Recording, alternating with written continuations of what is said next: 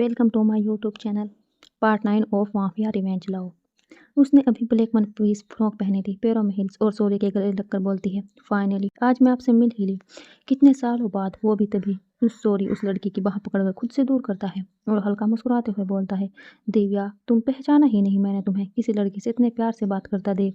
कृतिका को जलन होने लगती है। वो गुस्से से अपने हाथों की मुट्ठी बना लेती है। तभी सूर्य उसका हाथ पकड़कर खुद के करीब करता है और उस लड़की की तरफ देखकर कहता है, Divya meet my wife Mrs Kritika Surya C Pratap. Surya के मुंह से किसी के लिए अपनी वाइफ सुनकर दिव्या को गुस्सा आने लगता है, लेकिन वो अपना गुस्सा चेहरे पर ना लाते हुए मुस्कुराते हुए अपना हाथ बढ़ाकर कहती है, हेलो कृतिका, अच्छा लगा आपसे मिलके। कृतिका भी वैसे ही जबरदस्ती मुस्कुराते हुए अपना हाथ बढ़ाकर हैंड शेक कर लेती है। तभी दिव्या के दिमाग में कुछ आता है और वे सूर्य का हाथ पकड़कर उसे खींचते हुए अपने साथ ले जाती है, ये बोलते हुए कि उसे वे अपने दोस्तों से मिलवाना चाहती है। किसी लड़की का इसी तरह सूर्य के साथ जबरदस्ती करना देख कृतिका सोच में पड़ जाती है, क्योंकि आज तक कभी ऐसा हुआ ही नहीं कि कोई भी लड़की बिना सूर्य की मर्जी के उसे छुए भी। यह सब याद करते हुए कृतिका का माथा गर्म होने लगता है और गुस्सा उसके सिर पर सवार हो जाता है। वो उस तरफ जाने लगती है जहाँ दिव्या और सूर्य गए थे। एक कॉर्नर में उसे सूर्य दिख जाता है। वो जैसे ही उसके पास जाने को होती है, देखती है कि दिव्या उसके हाथ पकड़कर बोलती है, सूर्य तुम्हें कोई और नहीं मिली शादी करने को, बच्ची से शादी कर ली है तुमने। इतना बोलकर वे हंसने लगती है। लेकिन कृतिका का माथा तब गर्म होता है जब वे शौर्य को भी उसकी बातों पर मुस्कुराते हुए देखती है। वो तुरंत वहां से दूसरी तरफ चली जाती है। खुद को पार्टी में अकेला पाकर कृतिका वहीं एक चेयर पर बैठ जाती है। तभी एक वेटर उसके सामने ड्रिंक्स की ट्रे बढ़ाता है। कृतिका जैसे ही ट्रे से गिलास उठाने वाली होती है, शौर्य उसका हाथ पकड़ लेता है और हल्का गुस्से से कहता है, दिमाग काम नहीं कर रहा है क्या? क्या पीने जा रही थी? वाइन है ये? अभी तुम्हारी उम्र ये सब पीने की नहीं है। तुम सिर्फ सॉफ्ट सॉफ्ट ड्रिंक पियोगी, समझी? इतना बोलकर वे जैसे ही वेटर को कुछ बोलने वाला होता है, कृतिका तुरंत एक वाइन का गिलास उठाती है और सूर्य की तरफ गुस्से से देखकर कहती है, बच्ची नहीं हूँ मैं, समझे, हैंडल कर सकती हूँ उसे। उसकी बातें सुनकर सूर्य जैसे ही उसके हाथों से गिलास लेने को होता है, कृतिका उससे पहले ही उसे एक बार में ही पूरा का पूरा अपने गले में उतार लेती है और गिलास को जोर से सामने टेबल पर पटकते हुए कहती है, देखा कुछ हुआ नहीं ना? तो आज के बाद बच्चे मत कहना मुझे। इतना बोलकर वह फिर एक गिलास उठाती है और जब तक सूर्य उसे रोकता उसे भी तुरंत पी जाती है। कृतिका का काम खत्म हो जाता है, मतलब उसे नशा चढ़ने लगता है। ये देख वेटर भी 9 तो 11 हो जाता है। सूर्य अपना हाथ सिर पर रखकर कृतिका को देख खुद से बोलता है, अब पता नहीं क्या हाल करेगी ये मेरा। तभी उसे कृतिका के हंसने की आवाज़ सुनाई देती है। आगे कुछ गड़बड़ हो उससे पहले ही वे मिस्टर एंड मिसेस सिंघानिया से बात कर किसी को कुछ भी पता चले बिना कृतिका को लेकर पार्टी से निकल जाता है। सूर्य बाहर निकलकर पार्किंग एरिया में आता है और कृतिका को जैसे ही गाड़ी में बैठने को बोलता है, कृतिका अपना सिर जोर जोर से ना में हिलाते हुए बोलती है, नहीं बैठना। पहले मुझे अपने लिप्स की तरफ इशारा कर बोलती है, यहाँ किस करो, फिर ले जाना जहाँ मन हो। इतना बोलकर वो जोर जोर से हंसने लगती है। सूर्य समझ चुका था कि उस पर पूरी तरह नशा हावी हो चुका है। कृतिका के ऊपर वाइन का नशा पूरी तरह चढ़ चुका था। सूर्य जैसे तैसे उसे गाड़ी में बैठाकर घर की तरफ निकल चुका था। सूर्य अपनी नज़रें सामने रखते हुए ड्राइविंग कर रहा था और कृतिका उसके पास वाली पैसेंजर सीट पर बैठी उसे ही घूर रही थी और ये सूर्य भी जान रहा था, लेकिन फिर भी वो उसे इग्नोर करके ड्राइविंग पर फोकस कर रहा था। गाड़ी में कुछ देर सन्नाटा छाया हुआ था। तभी उस सन्नाटे को तोड़ते हुए कृतिका सूर्य को घूरते हुए ही नशे में अपनी लड़खड़ाती आवाज़ में कहती है, आपने मुझे किस क्यों नहीं दिया? बताओ। बच्ची हूँ इसलिए क्या मैंने कभी कहा कि आप बुढ़े हो? खुद के लिए बुढ़ा सुनकर सूर्य ड्राइविंग रोककर कृतिका को घूरने लगता है और हल्का गुस्सा दिखाते हुए कहता है, अच्छा मैं बुढ़ा हूँ? तब कृतिका अपना सिर जोर जोर से हाँ में हिलाते हुए कहती है, हाँ अगर मैं बच्ची हूँ तो आप बुढ़े ही हो। इतना बोलकर वो कार का डोर खोलकर तुरंत बाहर की तरफ निकल जाती है। उसे बाहर निकलते देख सूर्य भी तुरंत अपनी सीट बोर्ड खोलकर कार से बाहर निकलता है। लेकिन जैसे ही वह बाहर आता है उसे कृतिका कहीं नहीं दिखती। वह तुरंत कार के आजू बाजू उसे देखने लगता है। तभी उसकी नज़र पीछे की तरफ एक पार्क पर जाती है। सूर्य अपने कदम उस पार्क की तरफ बढ़ा देता है। वो शायद बच्चों का पार्क था, क्योंकि वहाँ पर एक चीज़ बच्चों वाली ही थी। तभी उसकी नज़र एक स्लाइड पर जाती है जो मुश्किल से 4 से 5 मीटर की ऊंचाई की होगी। उसी स्लाइड के ऊपर कृतिका अपनी कमर पर हाथ रखे सूर्य को देखते हुए रोने का नाटक करते हुए कहती है, अगर आप मेरे पास आए ना तो मैं यहीं से जंप करके सुसाइड कर लूँगी, फिर कर लेना उससे शादी जिससे आप चिपक रहे थे। तभी वो अपनी नज़र चारों तरफ घुमाते हुए कहती है, देख लो पार्क वालों, यही है वे पति जो अपनी इतनी मासूम और सुंदर पत्नी को एक किस नहीं देता है, बच्ची बोलकर और दूसरी लड़की से चिपकता है। कृतिका की बचकानी बातें सुनकर सूर्य अपने सिर को खुजाते हुए कहता है, बोल तो ऐसे रही है जैसे किसी माउंटेन के ऊपर खड़ी है और हरकतें तो इसकी बहुत बड़ों वाली है। फिर भी वो कृतिका को देखकर प्यार से अपनी बाहें फैलाकर कहता है, तुम तो मेरी प्यारी और समझदार बीवी हो ना, और शायद तुमने सुना नहीं होगा, लेकिन मैंने उस लड़की को डांटा था और ये भी कहा था कि खबरदार अगर मेरी बीवी को बच्चा कहा तो वे, और वहाँ पर बहुत लोग थे ना मेरी जान, इसलिए किस नहीं दिया तुम्हें, अब नीचे आओ, किस करता हूँ ना, मेरी बीवी तो बहुत समझदार है। फिर वो कृतिका को गौर से देखते हुए कहता है, हो ना समझदार तुम। कृतिका अपना सिर हाँ में हिलाते हुए तुरंत स्लाइड करके नीचे आती है। तभी सूर्य उसे संभाल कर उठाते हुए कहता है, तो मेरी समझदार बीवी, अब चले कर। तभी कृतिका उसका हाथ झटकते हुए उससे दूर होती है और एक बार फिर उसे घूरते हुए कहती है, बुद्धू बनाया ना आपने। इतना बोलकर वो वहीं पर पालथी मारकर बैठ जाती है और जोर जोर से रोने लगती है। सूर्या के सभी गार्ड्स भी वहीं आसपास थे और जिस तरह कृतिका सूर्य को परेशान कर रही थी देख के हंस रहे थे। सूर्य भी उसी तरह कृतिका के सामने पालथी मारकर बैठ जाता है और अपने गाल पर एक हाथ रखकर उसे देखते हुए कहता है, अब तुम ही बता दो क्या करूं कि तुम्हें यकीन हो जाए। तभी कृतिका भी उसी तरह अपने गाल पर हाथ रखते हुए कहती है, आप मुझसे प्यार नहीं करते ना। अगर प्यार करते तो जब मैंने आपसे किस मांगा आप दे देते, लेकिन आपने तो मुझे बुद्धू बनाकर गाड़ी में बिठा लिया और अभी भी झूठ बोलकर अपने पास बुलाया कि किस दोगे। आप बहुत गंदे पति हो, डिवोर्स चाहिए मुझे आपसे। आपसे डिवोर्स लेकर मैं एक अच्छे पति से शादी कर लूंगी जो मुझे किस करे। कृतिका भी एकदम बच्चों की तरह बातें कर रही थी। सूर्य भी उसी तरह उसे देखते हुए कहता है, अच्छा तो ये बताओ अच्छा पति कौन है, कैसे जानोगी। कृतिका हंसते हुए कहती है, अरे वो है ना जो हमारे घर में रहता है, गब्बर, वो जो मेरे रूम में भी आता है। फिर वो हाथ के इशारे से सूर्य को अपने कान उसके नज़दीक लाने को कहती है और सूर्य भी बिना कुछ बोले अपना हाथ कान उसके नज़दीक कर लेता है। तभी कृतिका धीरे से उसके कान में कहती है, आपको पता है वो गब्बर ना मुझे किस भी करता है, वो भी अच्छा वाला। इतना बोलकर वो सूर्य से दूर हो जाती है।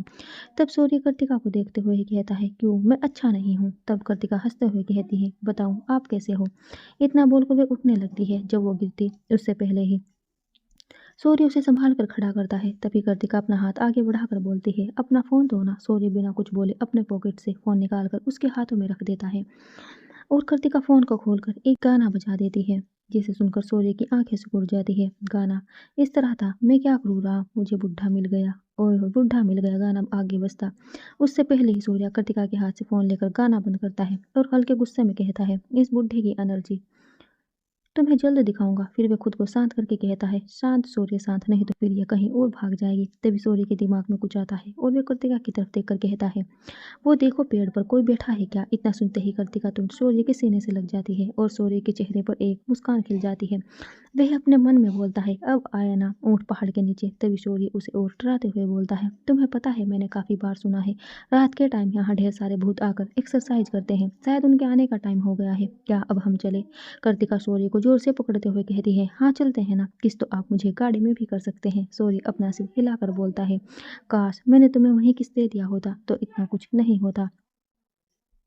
इसका तो कांटा किस पर ही अटका हुआ है अभी तक। इतना बोलकर वो कृतिका को लेकर एक बार फिर गाड़ी में बैठता है और फिर उसे देखते हुए कहता है, यहाँ किस करूँ क्या। फिर खुद ही मना करते हुए कहता है, नहीं, क्योंकि यहाँ किस करूँगा तो भूत देख लेगा, तो हम घर चलकर किस करते हैं। ठीक है। कृतिका भी डर के मारे अपना सिर हाँ में हिला देती है। सूर्य शांति से कार ड्राइव करता है और आधे घंटे के अंदर ही वो अपने विला में एंटर करता है। तभी वह देखता है कि कृतिका सीट पर से सिर लगाए सो चुकी है, जिसे देख उसके होठों पर एक मुस्कान आ जाती है। वो बाहर निकलकर कृतिका की तरफ का डोर खोलता है और उसे गोद में लेकर रूम के अंदर लेकर जाता है।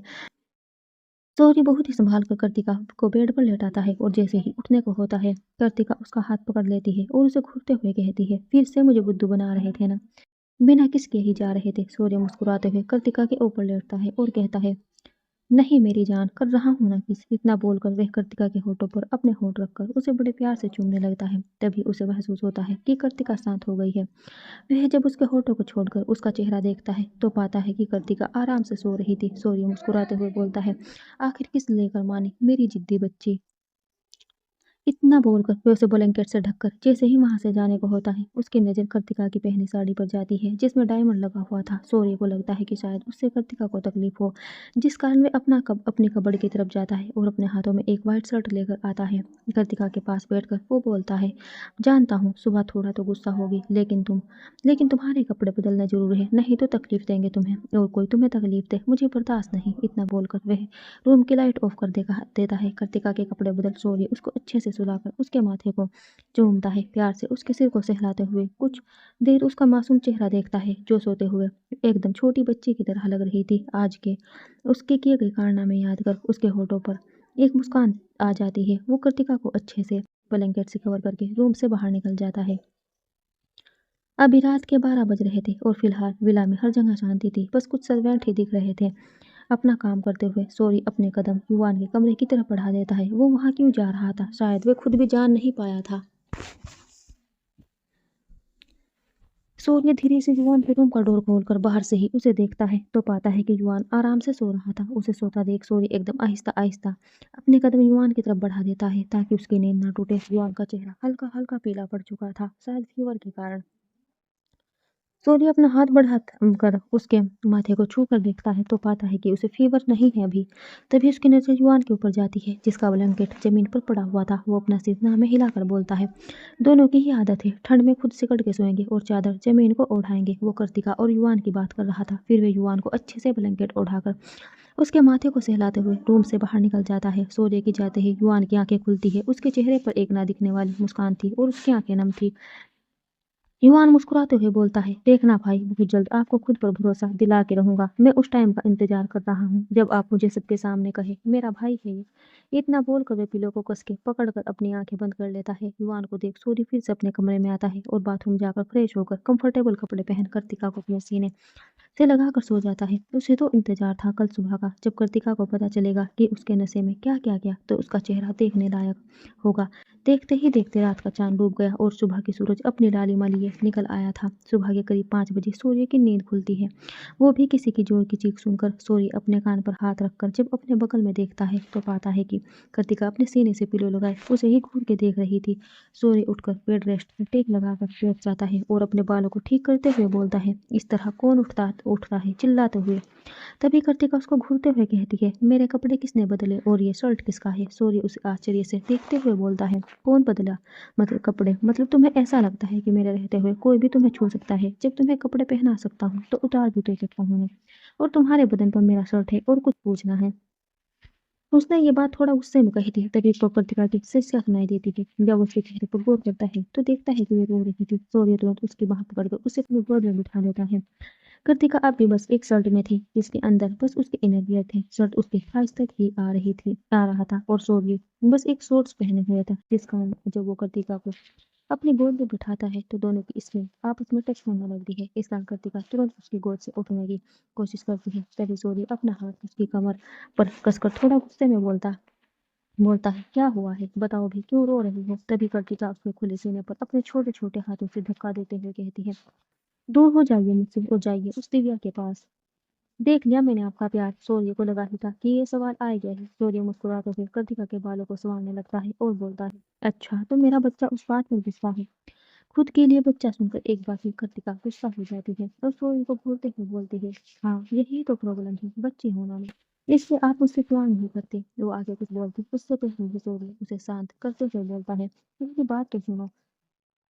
तभी कृतिका गुस्से से चीखती है, नहीं सुनना। वो उससे आगे कुछ बोलती उससे पहले ही सूर्य अपने होंठ उसके होठों पर रखकर उसे चूमने लगता है, या फिर ये कहे कि उसे शांत करने लगता है। कुछ देर किस करने के बाद सूर्य उसके होठों पर छोड़कर फिर एक बार बोलता है, अब सुनोगी बात। कृतिका फिर अपना सिर ना में हिलाकर कुछ बोलने को होती है उससे पहले ही फिर एक बार उसके होठों को कैप्चर कर लेता है और फिर चूमने लगता है। थोड़ी देर बाद फिर सूर्य उसके होठों को छोड़कर बोलता है, अब सुनोगी। इस बार कृतिका कुछ नहीं बोलती, बस अपनी टिमटिमाती आंखों से उसे टुकुर टुकुर देखते रहती है। सूर्य उसकी कमर पर अपनी पकड़ रखते हुए उसे खुद और करीब करता है और बोलता है, दिव्या को लास्ट स्टेज कैंसर है। जब वो मेरे गले पे लगी थी तब शायद तुमने देखा नहीं था, लेकिन मिस्टर एंड मिसेस सिंघानिया ने अपने हाथ जोड़ लिए थे मेरे सामने, जिस कारण मैं कुछ नहीं कर पाया। मेरे दिल में बस तुम हो और अब कोई आप ही नहीं सकता, समझी। कृतिका अपनी आंसू भरी आंखों से सूर्य को देखते हुए कहती है, मुझे बुरा लग रहा है उसके लिए। तभी सूर्य मुस्कुराते हुए कहता है, डोंट वरी, वो ठीक हो जाएगी। लेकिन तुमने जो कल मुझे परेशान किया उसकी सजा तो तुम्हें मिलनी चाहिए ना। कृतिका सूर्य की गोद में मचलते हुए कहती है, कैसी सजा, और मैंने क्या किया। तभी सूर्य अपना मुंह बनाते हुए कहता है, कल तुमने मुझे बुढ़ा बोला। सूर्य की बात सुनकर कृतिका खिलखिलाकर हंसने लगती है जिस कारण उसका डिंपल दिखने लगता है और हंसते हुए ही वह कहती है, इसमें गलत क्या बोला, बुढ़े को बुढ़ा ही बोलूंगी ना। कृतिका की बातें सुनकर सूर्य उसे बेड पर लेटा उसे लिए बेड पर लेट जाता है और उसको खुद के नीचे करते हुए कहता है, अच्छा तो मैं बुढ़ा हूँ और अब तुम इस बुढ़े की एनर्जी देखो। इतना बोलकर वो कृतिका के गले को चूमने लगता है और एक अपना हाथ उसके थाई पर रखकर उसे सहलाने लगता है। समय के साथ सूर्य की किस पाइट में बदल जाती है। उसे कृतिका के गले को चूमने में प्रॉब्लम आने लगती है तो वो शर्ट को खींचकर ऊपर के 2 बटन तोड़ देता है, जिस कारण कृतिका का क्लीवेज काफी हद तक दिखने लगता है। सूर्य अपने होंठ बाहर रखकर उसे चूमने लगता है और हल्का हल्का बाइट भी देने लगता है। कृतिका सूर्य की छुअन से पिघल रही थी और उसके मुंह से अब हल्की हल्की सिसकियां निकलने लगी थी। कृतिका ड्रेसिंग मिरर के सामने खड़ी पीछे सोफा पर बैठी सूर्य को गुस्से से घूर रही थी। उसने अभी तक 4 से 5 ड्रेसेस बदल ली थी, लेकिन अपने गले का लव बॉइट वो छुपा नहीं पाई थी। अभी वह कॉलर वाला कोट सेट पहनकर खुद को देख रही थी। उसका लो बॉइट तो छुप गया था, लेकिन वो ब्लू और व्हाइट मिक्स कोट सेट से संतुष्ट नहीं थी। कृतिका की हरकत देख पीछे बैठा सूर्य हल्का हल्का मुस्कुरा रहा था। खुलकर वह हंस सकता नहीं था, क्योंकि वो भले ही था माफियाओं का किंग, लेकिन अपनी बेबी से वे भी डरता था। कृतिका पूरी तरह तैयार होकर सूर्य के पास आती है और उसके हाथों से लैपटॉप लेकर जैसे ही दूसरी जगह रखने को होती है, लैपटॉप हाथों से छूटकर जमीन पर गिर जाता है और एक पल में ही टुकड़े टुकड़े हो जाता है। लैपटॉप को टूटता हुआ देख कृतिका थोड़ा डर जाती है, क्योंकि उसे अचानक याद आ जाता है कि किस तरह एक बार उसके हाथ से उसका पापा का फोन गिर गया था। फोन का तो बस स्क्रीन ही क्रैक हुआ था, लेकिन उसके गालों पर 2-4 थप्पड़ भी पड़े थे और आज तो उसने लैपटॉप गिराकर तोड़ा था, जिसकी कीमत शायद लाखों में थी। कृतिका जैसे ही जमीन पर पड़ा टूटा लैपटॉप उठाने को झुकती है, सूर्य उसका हाथ पकड़कर खड़ा करता है और हैरानी से उसे देखते हुए बोलता है, क्या कर रही हो? हाथ में लग जाएगा ना बाबा। खुद को डांट लगाने के बदले चिंता करता देख कृतिका की आंखों में हल्की नमी आ जाती है। वे तुरंत सूर्य के सीने से लगकर उसकी कमर में अपने छोटे छोटे हाथ लपेट लेती है। सूर्य भी थोड़ी हैरानी से उसको अपने सीने से लगाकर पूछता है, क्या हुआ? एक लैपटॉप ही तो टूटा है ना, अगर कहो तो इस जैसे करोड़ों लैपटॉप लाकर रख दूं, जितना मन करे तोड़ना। तभी उसे कृतिका की हल्की हल्की सिसकियां सुनाई देने लगती है। सूर्य अपनी दोनों हथेलियों के बीच कृतिका के चेहरे को पकड़कर हल्का गुस्सा दिखाते हुए बोलता है, तुम्हें पता है ना तुम्हारी आंखों में आप आंसू बर्दाश्त नहीं मुझे, तो फिर क्यों रो रही हो? कृतिका अपने आंसू पोंछते हुए कहती है, आपको पता है कभी कभी मुझे विश्वास नहीं होता कि मेरा नसीब इतना अच्छा भी हो सकता है। एक फोन गिराने पर थप्पड़ खाने वाली आज मैंने लाखों का नुकसान कर दिया, लेकिन आपने तो मुझे हल्का डांटा भी नहीं। थप्पड़ शब्द सुनकर सूर्य कृतिका को छोड़कर अचानक बालकनी में चला जाता है। उसका अचानक बदला बिहेवियर देख कृतिका भी थोड़ी हैरान रह जाती है, लेकिन फिर भी बिना देरी किए सूर्य के पीछे बालकनी में आती है। वो देखती है कि सूर्य अपने एक हाथ को बालकनी की रेलिंग पर जोर जोर से मार रहा था। कृतिका की आंखें फटी की फटी रह जाती है। ये देखो बिना वक्त गवाए सूर्य के पास जाकर उसके हाथों को पकड़कर देखने लगती है। सूर्य के हाथों में बहुत बुरी तरह चोट लगी थी और कहीं कहीं से खून भी बह रहा था। कृतिका गुस्से में सूर्य पर चिल्लाते हुए कहती है, दिमाग खराब हो गया है क्या आपका? क्या कर रहे थे आप? चलिए रूम में ड्रेसिंग करनी पड़ेगी। तभी सूर्य अपना हाथ कृतिका के हाथ से खींचते हुए कहता है, कोई ज़रूरत नहीं है, याद करो यही हाथ है वो जिसने तुम्हारे गालों पर थप्पड़ मारा था, तो इसे सजा तो मिलनी चाहिए ना। इतना बोलकर वो जैसे ही अपना हाथ फिर से रेलिंग पर मारने को होता है, कृतिका उसका हाथ पकड़कर उसे चूमते हुए कहती है, खबरदार जो मेरे गब्बर को चोट पहुंचाई तो जान से मार दूंगी आपको। इतना बोलकर वह सूर्य के गले लग जाती है और सूर्य भी उसे अपने सीने से गले लगाते हुए कहता है, सॉरी मेरी जान, मैं भी तुम्हारे बाप जैसा ही निकला। तभी कृतिका अपना सिर ना हिलाकर बोलती है, बिल्कुल नहीं, आप तो वो है जिसके सहारे मेरी सांस चलती है। प्लीज आज के बाद ऐसा ना कहना, मुझे तकलीफ होती है। थोड़ी ही देर में कृतिका सूर्य के हाथों की ड्रेसिंग करके उसे पेन किलर देती है। वैसे तो सूर्य को पेन हो नहीं रहा था, लेकिन वो कृतिका के चेहरे का पेन देखकर तुरंत पेन किलर खा लेता है, क्योंकि वह जानता था अगर वो दवा नहीं लेगा तो कृतिका दिन भर उसके दर्द की चिंता में रहेगी। उसने चुपचाप दवा ली और दोनों ही रूम से बाहर आकर सूर्य डाइनिंग टेबल की तरफ चल पड़ता है, तो वहीं कृतिका युवान के कमरे की तरफ चल पड़ती है, क्योंकि कल शाम के बाद उसने उसकी हालत पूछी ही नहीं थी। युवान के रूम के बाहर खड़ी होकर कृतिका पहले रूम नॉक करती है, तो अंदर से युवान की एक धीमी सी आवाज आती है, अंदर आ जाओ। कृतिका अंदर जाकर देखती है तो उसकी आंखें हैरानी से फैल जाती है, क्योंकि युवान अभी अपने बिजनेस सूट में रेडी हो रहा था। वो उसके पास जाकर जरा गुस्से से बोलती है कि आप तैयार क्यों हो रहे हो? अभी भी आपको वीकनेस है, चलिए आराम कीजिए। तब युवान आईने के सामने खड़ा होकर अपने बाल बनाते हुए कहता है, क्यों आज आपको कॉलेज नहीं जाना? तब कृतिका बेड पर बैठते हुए कहती है, जाना तो है, लेकिन एक बात बताओ, अगर आप एक दिन नहीं जाओगे तो क्या आपके भाई आपकी सैलरी काट देंगे? तब युवान हंसते हुए कहता है, आपसे बातों में कोई नहीं जीत सकता, लेकिन जाना भी तो जरूरी है ना। देखो जाना भी तो जरूरी है ना। तभी उन दोनों के पीछे से सूर्य की आवाज आती है, जो बस इतना कहकर रूम से बाहर चला जाता है, आज जतिन चला जाएगा। सूर्य के ये 4 शब्द ही युवान के दिल में सुकून पहुंचा देते हैं। तभी कृतिका उसे बेड पर बिठाते हुए अपने कदम कबर्ड की तरफ बढ़ा देती है। उसमें से एक कंफर्टेबल कपड़ा निकाल कर युवान को देते हुए कहती है, आप कपड़े चेंज कर लो और आराम करो, आपका ब्रेकफास्ट रूम में ही आ जाएगा। और मैंने श्लोक से भी कह दिया है, वो आपका लैपटॉप और सारी ज़रूरत की फाइल्स लिए आते ही होंगे। युवान की नज़र कृतिका के हाथ में पकड़े कपड़ों पर जाती है तो वह हैरान होते हुए बोलता है, ये मेरे कपड़े यहाँ कैसे? तभी कृतिका मुस्कुराते हुए उसके पास बेड पर बैठती है और कहती है, कल आपके भाई ने मंगवाए थे और अभी तो आप गेस्ट रूम में हैं, लेकिन बहुत जल्द आप इसी विला में अपने रूम में होंगे। कृतिका की बातें सुनकर युवान उसे तुरंत अपने गले लगा लेता है और कहता है, आपको पता है आप सिर्फ उम्र में ही छोटी है हम सबसे, लेकिन समझदारी में सबसे आगे हो। आप मुझसे छोटी होने के बाद भी मुझे आप में एक माँ वाली फीलिंग आने लगी है। कल से जिस तरह आप मेरा ख्याल रख रही हो ना, शायद वे भी नहीं रखती मेरा कभी भी। माहौल थोड़ा इमोशनल होता देख कृतिका युवान की पीठ सहलाते हुए थोड़ा मुंह बनाकर कहती है, आपने तो मुझे एक पल में बुड्ढी बना दिया। तभी दोनों ही हंसने लगते हैं और बाहर खड़े सूर्य के चेहरे पर भी एक मुस्कान आ जाती है। ब्रेकफास्ट कर कृतिका कॉलेज के लिए निकल जाती है। आज उसे सूर्य के साथ जितिन कॉलेज छोड़ने और लाने जाने वाला था, क्योंकि युवान की तबीयत अभी भी खराब थी और वे अपना कामकाज सूर्य विला से ही करने वाला था। गाड़ी की पिछली सीट पर बैठा सूर्य अपना लैपटॉप खोलकर उसमें कुछ चेक कर रहा था। शायद उसकी कोई मीटिंग होगी जिसका डिटेल्स वो बड़े ही ध्यान से देख रहा था। उसी के पास बैठी कृतिका अपने फ़ोन में लगी हुई थी और सामने ड्राइविंग सीट पर बैठा जतिन ड्राइव कर रहा था। कुल मिलाकर कहा जाए तो गाड़ी में पूरी तरह शांति पसरी हुई थी। तभी कृतिका के दिमाग में कुछ आता है और वो शांति को भंग करते हुए कृतिका अपना फ़ोन साइड में रखकर एक नज़र सामने ड्राइव करते जतिन को देख सूर्य के हाथों को हिलाकर बोलती है, कुछ पूछूं आपसे? सूर्य तुरंत अपना लैपटॉप बंद करते हुए बोलता है, मुझसे पूछने के लिए तुम्हें कब से पूछने की जरूरत पड़ने लगी? तभी कृतिका सूर्य को देखते हुए ही कहती है, युवान के बारे में क्या सोचा है आपने? सूर्य अपनी आंखें सिकोड़ कर कहता है, उसके बारे में क्या सोचना है मुझे? कृतिका एक लंबी सांस लेकर सूर्य को हाथ पकड़कर एक नज़र जतिन को देख कर कहती है, मुझे पता है आपके दिल में उसके लिए एक सॉफ्ट कॉर्नर है। कल उसकी तबीयत ठीक हो जाएगी तो वे चला जाएगा यहाँ से, इसलिए बोल रही हूँ।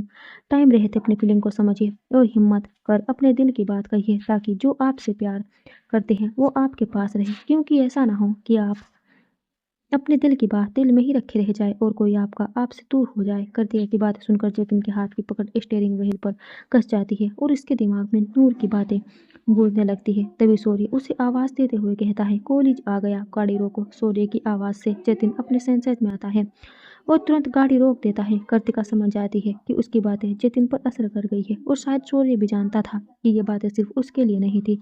तभी कृतिका अपना बैग लेकर जैसे ही बाहर निकलने को होती है, सूर्य उसका हाथ पकड़कर उसे रोक लेता है। क्यों रोका? शायद वे खुद नहीं जानता था। कृतिका मुस्कुराते हुए हैरानी से सूर्य की तरफ देखकर कहती है, क्या हुआ? कुछ बोलना है? तभी सूर्य उसके माथे को चूम कर बोलता है, अपना ख्याल रखना। पता नहीं क्यों आज तुमको खुद से दूर करने का मन नहीं हो रहा है। कृतिका मुस्कुराते हुए कहती है, अरे बाबा, बस 4 घंटे की तो बात है, फिर हम मिलेंगे ना ऑफिस में। इतना बोलकर वे तुरंत बाहर निकलकर कॉलेज के अंदर चली जाती है और सूर्य उसे तब तक देखता रहता है जब तक वो पूरी तरह उसकी आंखों से ओझल नहीं हो जाती। उसके जाते ही जतिन कार को आगे की तरफ बढ़ा लेता है। पीछे बैठा सूर्य खिड़की के बाहर देखते खुद से कहता है, पता नहीं क्यों आज एक पल के लिए भी तुम्हें खुद से दूर करने का मन नहीं हो रहा। क्यों मेरा मन इतना बेचैन हो रहा है, जैसा कुछ तो होने वाला है। सूर्य खुद में खोया हुआ था। तभी उसकी कार अचानक से रुक जाती है। वो अपनी नज़र जतिन की तरफ कर कुछ बोलने को होता है, उससे पहले ही जतिन हिम्मत कर बोलता है, सर मुझे आपसे कुछ बात करनी है। वो आगे कुछ बोलता उससे पहले ही सूर्य बिना किसी एक्सप्रेशन के बोलता है, पता नहीं था कि करते की बातों से इतनी जल्दी मोटिवेट हो जाओगी और इतनी जल्दी अपने दिल की बात कहोगे। वैसे कहो जो कहना है। जतिन पहले तो हैरानी से सूर्य की तरफ देखता है, फिर खुद को संभाल कर बोलता है, मतलब सर आपको पहले से सब पता है? तभी सूर्य अपना सिर हिलाकर बोलता है, मुझे अपने आसपास रहने वालों की सांसों तक का ख्याल रहता है और तुम तो वो हो जिस पर मैं आंखें बंद करके भरोसा कर सकता हूँ। तो तुम्हें क्या लगता है तुम्हारी ज़िंदगी में क्या चल रहा है मुझे नहीं पता होगा?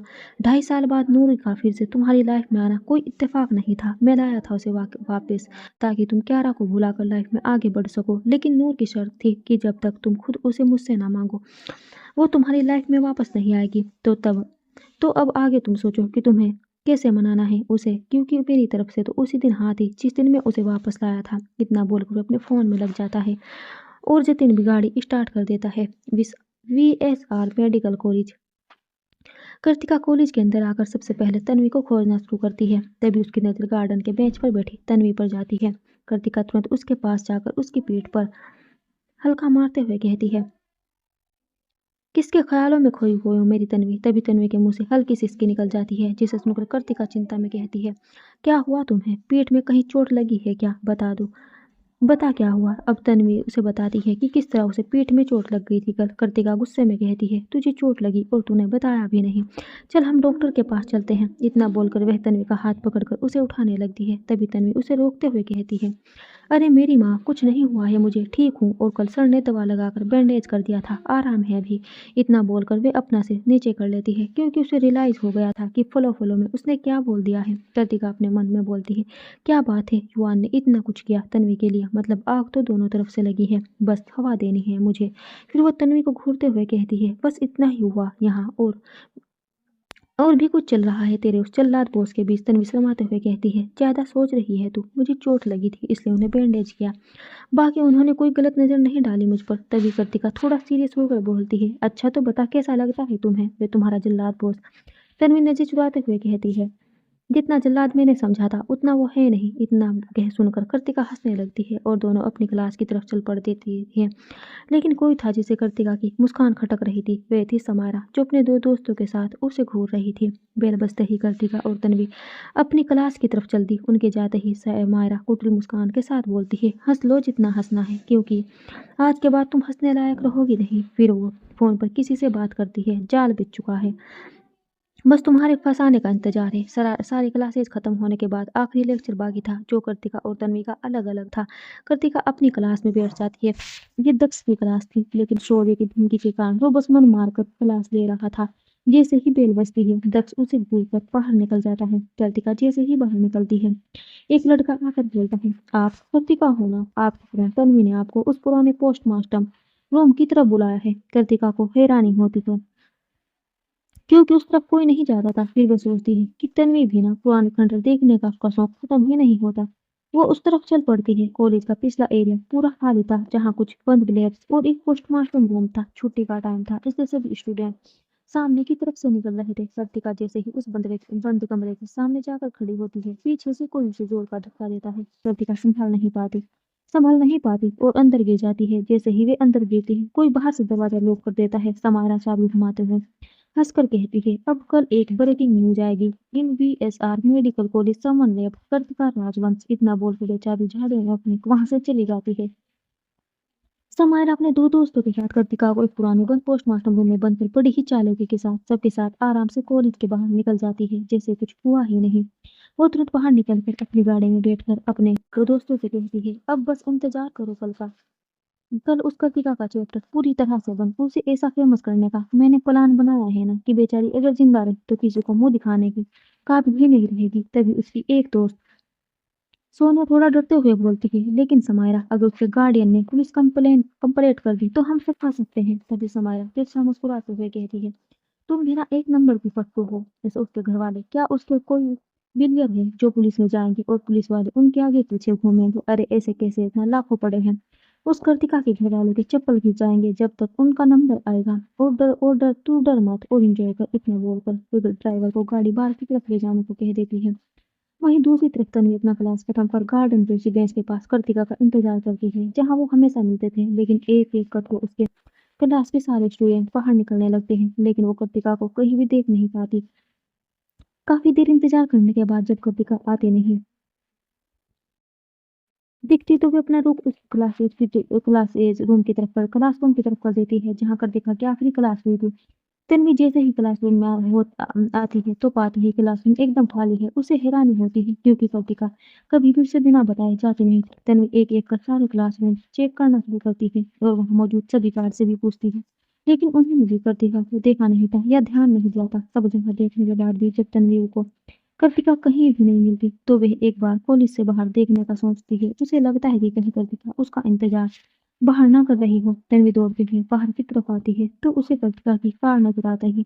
पता नहीं क्यों उसके दिल में एक पल को सुकून उतर जाता है। वो दौड़ते हुए उस कार के पास जाकर विंडो से हाथ को खटखटाने लगती है।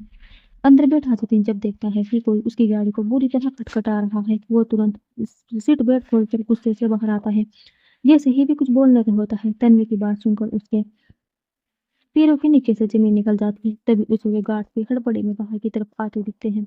जो कृतिका की सिक्योरिटी के लिए रखे गए थे। वो गार्ड्स कुछ कहते उससे पहले ही तन्वी फिर एक बार जतिन को देख बल्कि गुस्से में कहती है, कृतिका बाहर नहीं आए क्या? बताओ भी कुछ, कब से पूछ रही हूँ। तभी उन गार्ड्स में से एक बोलता है, सर हमने पूरा दिन मैम पर नजर रखी थी, वो ठीक थी, लेकिन जब से वो लास्ट क्लास करने गई थी हम नीचे ही उनका वेट कर रहे थे, लेकिन मैम अभी तक नहीं आई। न- गार्ड की बातें सुनकर तन्वी के होश उड़ जाते हैं। वो जैसे ही गिरने वाली होती है चेतन उसे संभाल कर बोलता है, संभालो खुद को, हम अभी कृतिका को ढूंढ लेंगे, होगी यहीं कहीं। इतना बोलकर जितिन कॉलेज के अंदर चल देता है और उसके पीछे गार्ड्स और तन्वी भी अंदर की तरफ पड़ते हैं। जितिन और सारे गार्ड्स कॉलेज का चप्पा चप्पा छान मारते हैं, लेकिन उन्हें कृतिका का कोई पता नहीं चलता। थोड़ी ही देर में सभी एक जगह जमा होते हैं और अपना कोई नाम मिलाते हैं। तभी जतिन कुछ ऐसा बोलता है जिससे उसके साथ साथ सारे गार्ड्स के हाथ पैर कांपने लगते हैं। जतिन अपने पॉकेट से फोन निकालते हुए कहता है, अब हम और इंतजार नहीं कर सकते, सर को बुलाना पड़ेगा। ये बोलते हुए खुद उसके हाथ और जुबान कांप रही थी, फिर भी वे जानता था कि ये करना जरूरी है। वही मीटिंग हॉल में बैठा सूर्य एक मीटिंग अटेंड कर रहा था। हमेशा अपने काम में फोकस रहने वाला सूर्य आज बार बार भटक रहा था क्योंकि उसे कृतिका की चिंता सता रही थी। तभी उसका फोन रिंग करता है। जतिन का नाम देखकर उसका दिल धक से रह जाता है, पता नहीं क्यों, लेकिन आज उसके हाथ कांप रहे थे। फोन उठाने में सूर्य अपना हाथ दिखाकर मीटिंग को होल्ड पर रखता है और जैसे ही फोन कान पर लगाता है जतिन की बातें सुनकर उसकी आंखें गुस्से में लाल हो जाती है और उसका पूरा बदन कांपने लगता है। अब वो अपने सामने बैठे रोहित और रोनित को देखकर बोलता है, यहाँ से कॉलेज के बीच का पूरा रास्ता खाली कराओ, मुझे 5 मिनट के अंदर कृतिका के कॉलेज पहुंचना है। सूर्य का ऑर्डर सुनकर सब शौक हो जाते हैं क्योंकि ऑफिस से कॉलेज तक का सफर आधे घंटे से ज्यादा का होता है। रोहित और रोनित अपने काम में लग जाते हैं और सूर्य बिना एक पल की देरी किए ऑफिस से बाहर निकल जाता है। वो अपनी गाड़ी को एकदम हवा की तरह रास्ते पर दौड़ाने लगता है। कभी किसी से न डरने वाला सूर्य आज डर के कारण कांप रहा था। एक एक सेकंड उसे 1 घंटे के बराबर लग रहा था। उसकी नजरों के सामने कृतिका का चेहरा घूम रहा था। सुबह गुस्से में उसका घूरना, युवान को संभालना, जतिन को मोटिवेट करना, उसकी आंखें आंसू से भीग चुकी थी। वहीं दूसरी तरफ युवान रूम में बैठा श्लोक के साथ ऑफिस का कुछ काम कर रहा था। उसका भी आज काम में मन नहीं लग रहा था। तभी श्लोक का फोन रिंग करता है। श्लोक अपना फोन निकालकर युवान को देखकर बोलता है,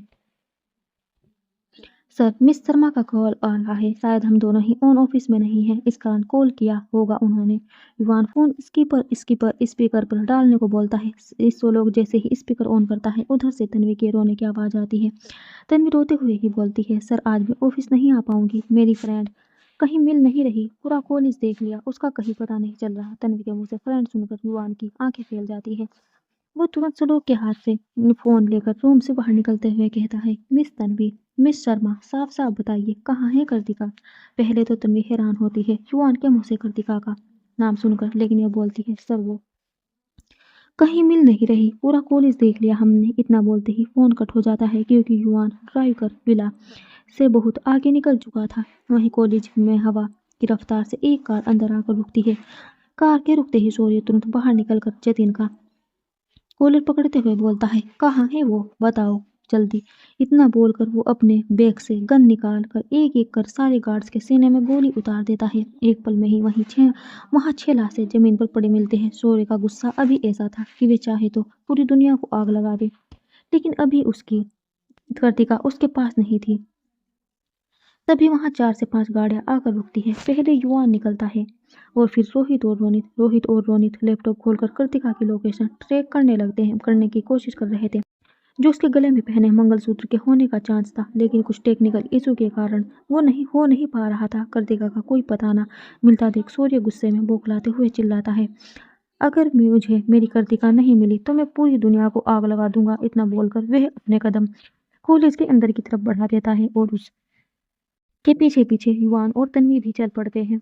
फिलहाल कॉलेज के अंदर 100 से अधिक गार्ड्स पहले से ही कृतिका को खोजने में लगे थे। पीछे चल रहे युवान ने तन्वी को देखकर पूछा, कृतिका की लास्ट क्लास कौन से क्लासरूम में थी, बताओ जल्दी। तभी तन्वी उसे लेकर उस क्लासरूम की तरफ चल पड़ी।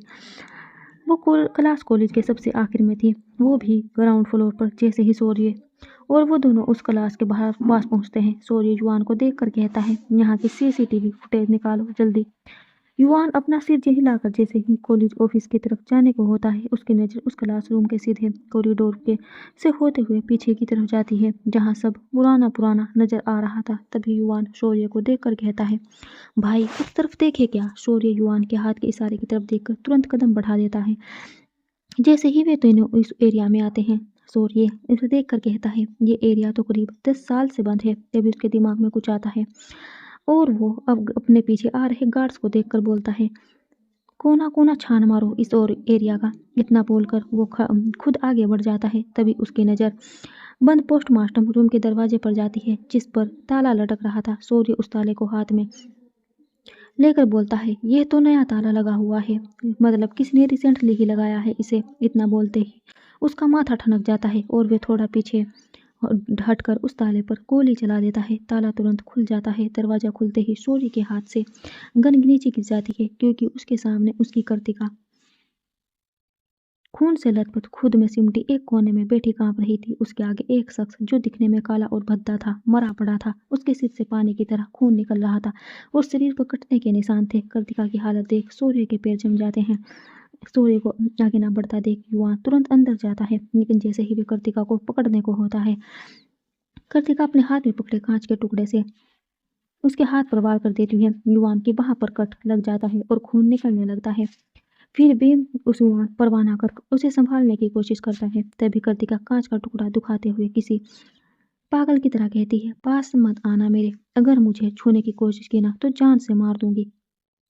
मैं सिर्फ अपने शौर्य की हूँ और किसी को हाथ भी लगाने नहीं दूंगी। खुद को कर्तिका की हालत देख युवान की आंखें नम हो जाती है। उसके बाल बिखरे थे, गाल पर उंगलियों के निशान थे और माथे से खून निकल रहा था, लेकिन चेहरे पर शैरनी तेज था। कृतिका के मुंह से अपना नाम सुनकर सूर्य होश में आता है और तुरंत उसके पास जाकर हाथ पकड़ कर कहता है, तुम ठीक तो हो ना। किसने किया ये, बताओ मुझे। उसको ऐसे मौत दूंगा कि वो फिर से जन्म लेने का सोच कर ही कहीं मर जाएगा। इतना बोलकर वे कृतिका को सीने से लगा लेता है। कृतिका उसकी बाहों में ही बेहोश हो जाती है।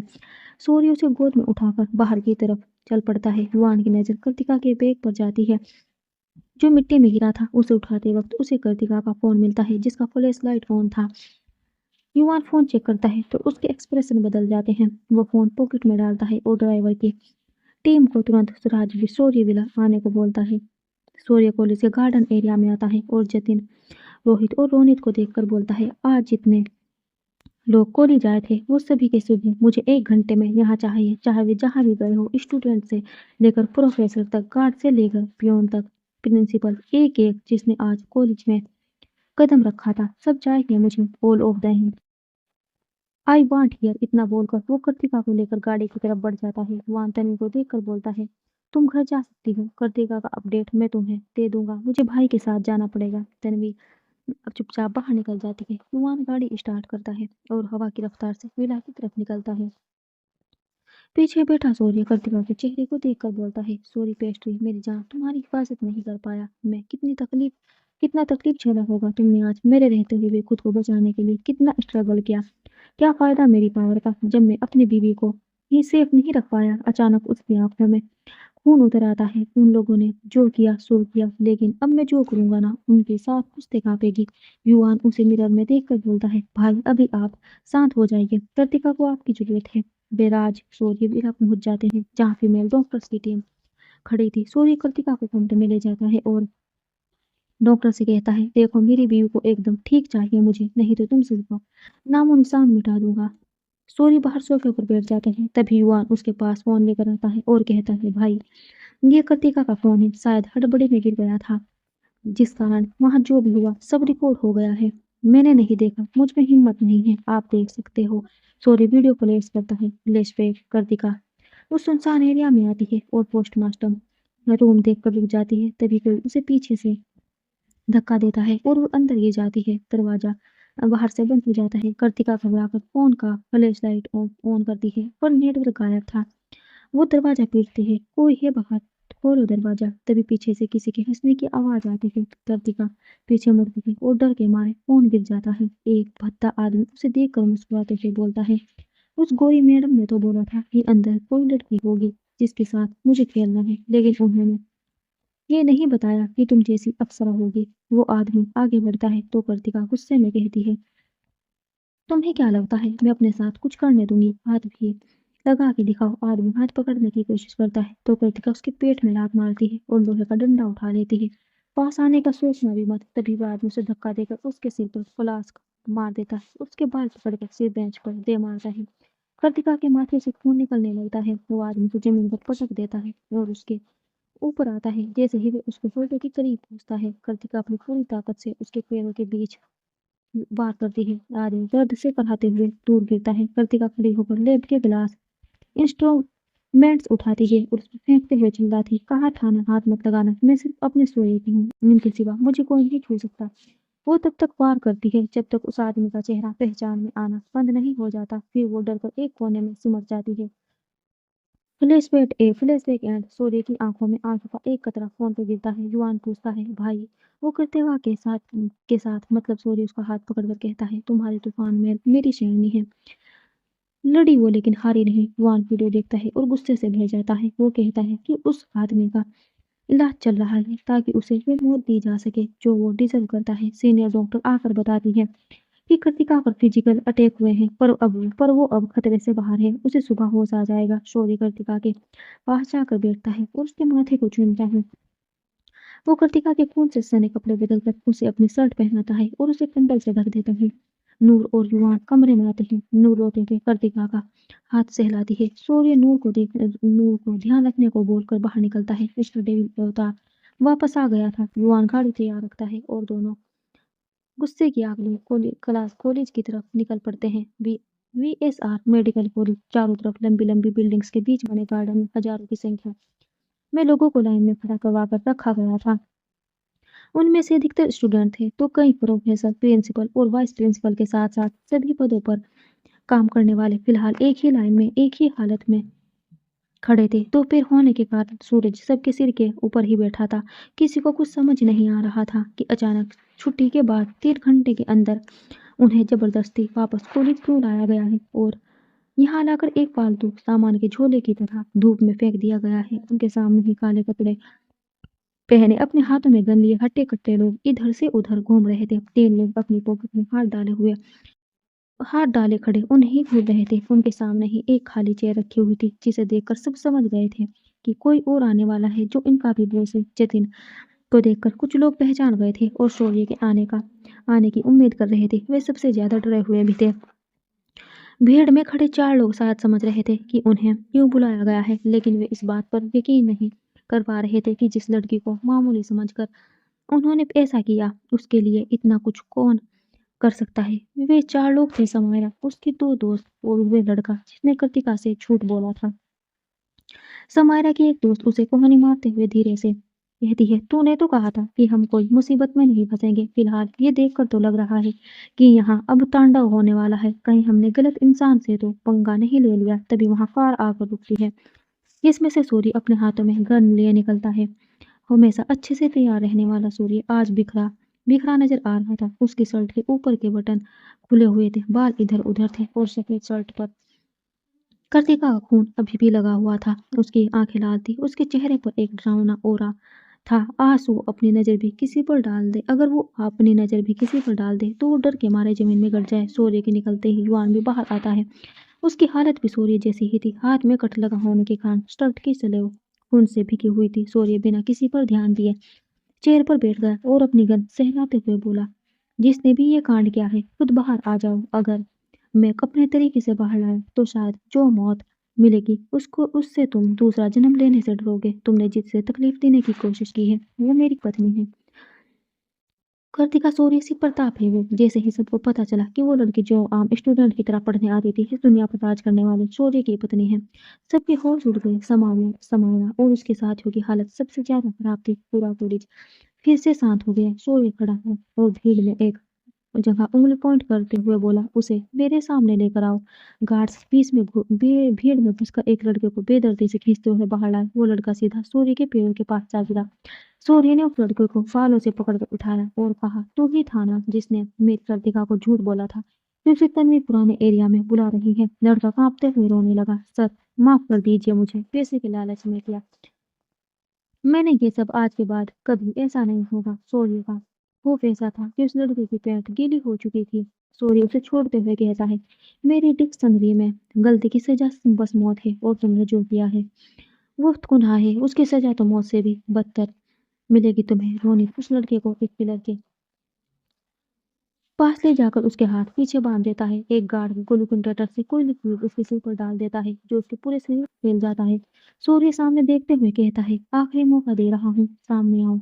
मैं अगर चाहूँ तो उस लड़के से पूछ सकता हूँ कि मुजरिम कौन है, लेकिन फिर मुझ पर उसका कर्ज चढ़ जाएगा और मैंने जो मौत उसके लिए तय की है उसे दे नहीं पाऊंगा। फिर वह जितिन को देख कर बोलता है, आग लगाने की शुरुआत करो। आग शब्द सुनकर शोर मचने लगा। सूर्य ने हवा में फायर किया और बोला, अगर मेरे अलावा एक भी शब्द किसी के मुंह से निकला या किसी के पैर हिले तो वो आग में बाद में जलेगा। पहले उसके सीने में मेरी गोली उतरेगी।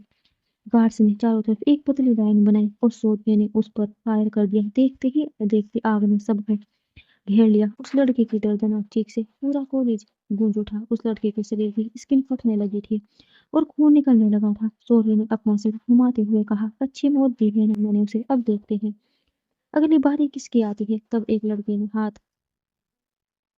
उठाते हुए कहा, सर मैं बताती हूँ सब सच, लेकिन वादा कीजिए आप मुझे कुछ नहीं करेंगे।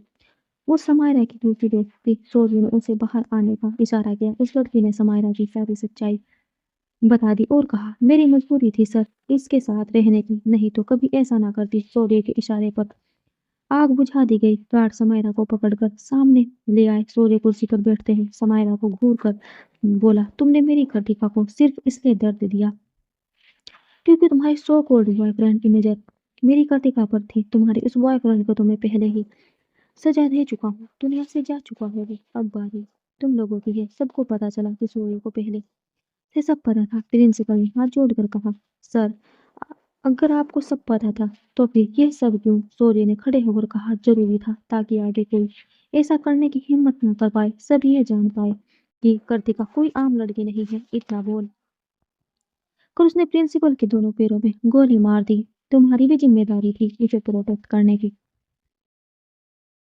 लेकिन तुम कर नहीं पाए, ये उसकी सजा है। सूर्य ने प्रिंसिपल को अस्पताल ले जाने का आदेश दिया और भीड़ से कहा, जो हुआ उसे याद रखना। अगर ये बात बाहर किसी मीडिया में गई या दोबारा चर्चा हुई तो महफिल सजाने में मुझे देर नहीं लगेगी। अब निकलो सब। 2 मिनट में कॉलेज खाली हो गया। वहां बस सूर्य, युवान, जितिन, रोहित, रोनित और कुछ गार्ड्स बचे थे। साथ ही उस लड़के की चीखें और कांपते हुए समायरा और उसके दोस्त। सूर्य ने समायरा के उस दोस्त को जाने दिया जिसने सच बताया था। सूर्य समायरा की तरफ देखकर बोला, तुम दोनों बताओ, सांप के काटने से ज्यादा दर्द होता है या बिच्छू के? तुम्हें पता है जब 100 से ज्यादा सांप और बिच्छू एक साथ काटे और मौत भी न आए तो क्या हाल होगा? आज से कल तक का टाइम है, सोचकर बताना। उसने रोहित से कहा, इंतजाम करो इनके सोचने वाली जगह का। गार्ड्स 2 बड़े बॉक्स लेकर आए जो काले कपड़ों से ढके थे। सूर्य ने जैसे ही कपड़ा हटाया उन दोनों की नजरें फटी की फटी रह गई। समारा और उसके दोस्त की आंखें बॉक्स में रखी चीजों को देखकर बाहर निकलने को आई थी, क्योंकि सामने रखे एक बॉक्स में स्नेक था तो दूसरे में स्कॉर्पियन, वे भी बहुत ही जहरीले। तभी एक गार्ड अपने हाथ में एक इंजेक्शन लेकर आता है और उसे लेकर समायरा की तरफ बढ़ जाता है। जब तक समायरा कुछ करती वो गार्ड जबरदस्ती उसके हाथ से वो इंजेक्शन लगाकर तुरंत उसके दोस्त के हाथ में भी वो इंजेक्शन लगा देता है। वो दोनों कुछ समझती उससे पहले ही सूर्य हल्का मुस्कुराते हुए बोलता है, कंफ्यूज मत हो, ये एंटीडोट है ताकि जब वे तुम्हें काटे तो तुम दोनों को उसका जहर ना लगे। इतना बोलकर वे आगे बढ़ जाता है और उसके जाते ही 2 गार्ड्स तुरंत आकर उन दोनों को पकड़कर एक एक डिब्बे में बंद कर देते हैं। देखते ही देखते सभी वहां से निकल जाते हैं। बस कॉलेज में रहता है जाती थी ऊंची ऊंची बिल्डिंग्स और उनके बीच चीखती उन तीनों की आवाजें जो काफी भयानक लग रही थी। जहां उस लड़के की हालत अब और भी बदतर हो गई थी क्योंकि अब उसके शरीर की हड्डियां भी दिखने लगी थी और खून तो उसके पैरों से पानी की तरह बह रहा था। राज, शौर्य, विला, युवान और शौर्य विला में आ चुके थे। दोनों ही साथ में अंदर जाते हैं जहां शौर्य अपने कदम कमरे की तरफ बढ़ा देता है, वहीं युवान भी अपने कदम गेस्ट रूम की तरफ बढ़ा देता है। फिलहाल आज वो यहीं रहने वाला था। वजह थी कृतिका की हालत। युवान जैसे ही गेस्ट रूम की तरफ बढ़ता है वैसे ही उसे शौर्य की आवाज सुनाई देती है। सूर्य थोड़ी दूर चलकर रुकते हुए बिना पलटे ही कहता है, तुम्हारा कमरा सेकंड फ्लोर पर है, अब से तुम वहीं रहोगे और हमेशा के लिए। सूर्य की बातें सुनकर युवान के होठों पर एक मुस्कान तेज जाती है, लेकिन कतई से कुछ आ जाता है और वह सूर्य की तरफ मुड़कर कदम बढ़ा देता है। युवान सूर्य के सामने खड़ा होते हुए कहता है, थैंक यू भाई, इस दिन का मुझे बेसब्री से इंतजार था, लेकिन फिर भी मैं अभी उस कमरे में नहीं जा सकता। इसकी बातें सुनकर सूर्य की भौहें सिकुड़ जाती है। वो कुछ बोलता उससे पहले ही युवान अपने हाथ जोड़कर बोलता है, यहाँ तक लाने में मेरा साथ मैं यहाँ तक लाने में मेरे साथ साथ कभी की भी मेहनत की, तो जब तक ये ठीक नहीं हो जाती और मुझे खुद अपने हाथ साथ उस रेल में नहीं ले जाती, तब तक मैं यही ठीक हूँ। युवान की बातें सुनकर सूर्य को कर्तिका पर प्राउड महसूस होता है। वो युवान के कंधे पर अपना हाथ रखकर उसे हल्का थपथपाते हुए अपना सिर हाँ मिलाता है और कमरे की तरफ चल पड़ता है। युवान भी गेस्ट रूम की तरफ बढ़ जाता है। सूर्य अपने रूम में आकर पहले कर्तिका को एक नजर देखता है, फिर तुरंत बाथरूम के अंदर चला जाता है। नूर जो कर्तिका के पास बैठी थी, वे कमरे से बाहर निकल जाती है। थोड़ी ही देर में सूर्य अच्छे से नहाकर और हल्के कपड़े पहनकर रूम में आता है और बेड पर लेटकर कृतिका को अपने सीने से लगा लेता है। उसके बालों को सहलाने लगता है और कब उसकी भी नींद लग जाती है उसे खुद पता नहीं चलता। सुबह के करीब 4 बजे सूर्य को कृतिका के रोने की आवाज आती है। वो तुरंत उठकर कृतिका के चेहरे को देखता है, जो रोने के कारण लाल हो रखा था। सूर्य तुरंत हरकत में आकर कृतिका के चेहरे को अपने हाथों में लेकर बोलता है, क्या हुआ मेरी पेस्ट्री को, रो क्यों रही है? तभी कृतिका सूर्य के सीने से लगते हुए ही कहती है, सूर्य आपको पता है मैंने किसी का बुरी तरह खून कर दिया है, मैं खूनी हो गई हूँ, मैं खूनी हो गई हूँ, मुझे अब पुलिस पकड़ कर ले जाएगी, फिर मेरा सारा करियर खत्म। कृतिका रोते हुए सारी बातें सूर्य को बोल रही थी। उसका पूरा शरीर कांप रहा था। तभी सूर्य हल्का मुस्कुराते हुए कहता है, दुनिया में किसी भी पुलिस वाले की इतनी हिम्मत नहीं कि वह मेरी वाइफ को हाथ भी लगा सके। ऐसे पुलिस वालों को मैं अपनी जेब में रखता हूँ और तुमने जो किया खुद को बचाने के लिए किया, तो इसमें कुछ गलत नहीं है। इतना बोलकर वो कृतिका को अपनी गोद में उठाकर वॉशरूम की तरफ ले जाता है। हमेशा हंसती मुस्कुराती कृतिका आज बिल्कुल शांत हो चुकी थी। सूर्य बाथरूम के अंदर जाकर उसे लॉक करता है और कृतिका को खड़ा करके उसके बालों को खोलता है। बाथटब में पानी भरकर कृतिका को एक बार फिर गोद में उठाता है और बाथटब में बिठा देता है। उसे अच्छे से उसमें लेटाते हुए उसके शर्ट के बटन खोलने लगता है, लेकिन कृतिका इस बीच एक शब्द नहीं कहती। बाथटब में काफी झाग था, इसलिए कृतिका का बस कंधा ही दिख रहा था। कृतिका को अच्छे से बिठाकर सूर्य उसके बालों को शैम्पू से वॉश करता है और फिर अच्छे से धोते हुए उन्हें एक जूड़े में बांधता है। फिर धीरे धीरे कृतिका को भी अच्छे से क्लीन करके नहलाता है, उसे टॉवल में लपेटकर रूम में लाता है और एक बार फिर अपनी शर्ट पहनाकर उसके बालों को ड्रायर से सुखाता है। उसे बेड पर लेटाकर एक मेडिसिन देता है, जो कृतिका चुपचाप खा लेती है। खाते ही उसे नींद आ जाती है और सूर्य उसे अच्छे से सिलाकर अपने सीने से लगा लेता है। एक बार फिर कमरे में शांति पसर जाती है। कृतिका की हालत देखकर सूर्य की आंखें नम हो जाती है। वो चीख नहीं रही थी, ना कुछ बोल रही थी, लेकिन उसकी चुप्पी और खामोशी सूर्य का सीना चीर रही थी। सूर्य उसके बालों को सहलाते हुए बोलता है, प्लीज जान, ऐसे मत रहो, जो हुआ उसे भूल कर आगे बढ़ो। तुम्हारी चुप्पी मुझे पल पल हजार मौत दे रही है। मुझे तुम हंसती खिलखिलाती ही अच्छी लगती हो। इतना बोलकर वे उसके माथे को चूमकर अपनी आंखें बंद कर लेता है। Thanks for watching, bye bye.